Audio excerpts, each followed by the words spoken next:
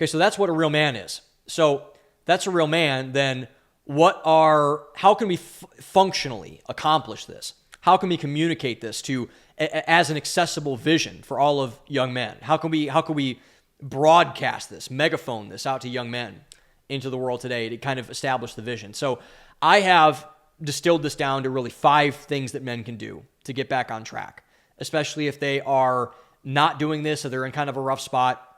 I think these 5 things done in order can get really, really great results on the back end if men are able to commit to this and do this. So how can men functionally become real men, better men?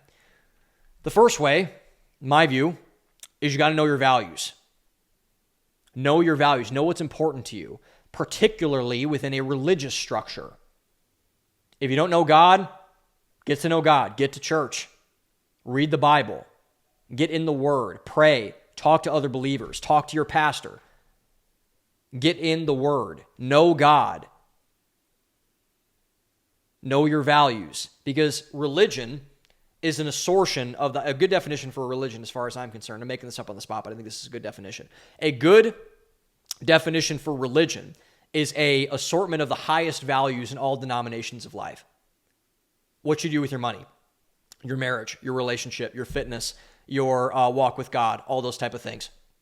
If you do not have your values in line, if you are not part of a religious structure, if you're not part of a church body, if you do not belong to Jesus Christ or whatever God that you worship, you're going to be lost because your values anchor you.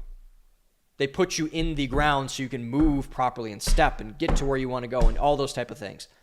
Knowing your values is the most important thing you can do, especially if it's in a religious structure. Because if it's coming from a higher power, you are not self-determining your values. This is where Nietzsche went wrong. Nietzsche said we need to create our own values. We cannot create our own values. We need to derive our values from someplace else. What better place to develop them from the highest good in terms of religious structure? I think that's a very important place to start.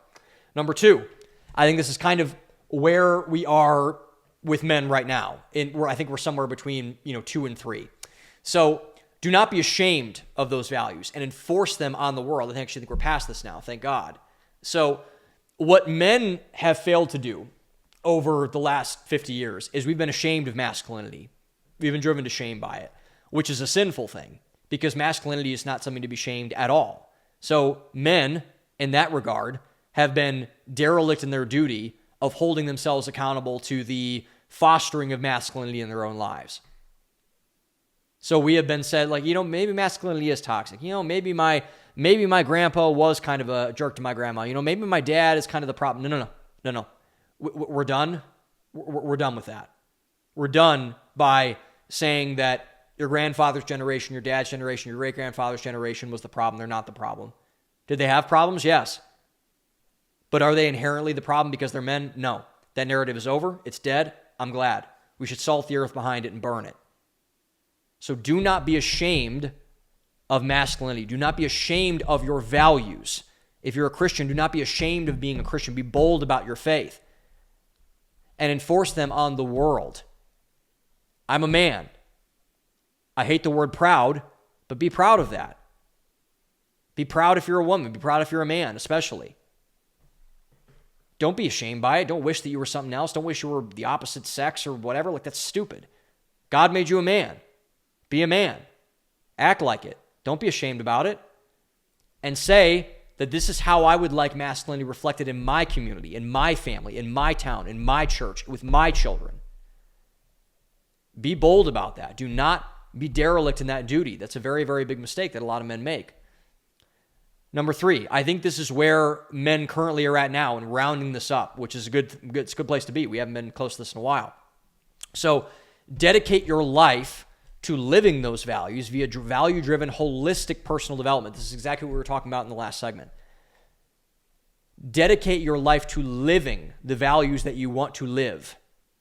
Dedicate yourself. Put yourself out there. And say that I'm going to get better. I'm going to improve. I'm going to improve my fitness. I'm going to improve my finances. I'm going to improve my relationship with God. I'm going to get better. I'm going to push. I'm going to move forward to get where I want to go. to push forward and to say, you know what?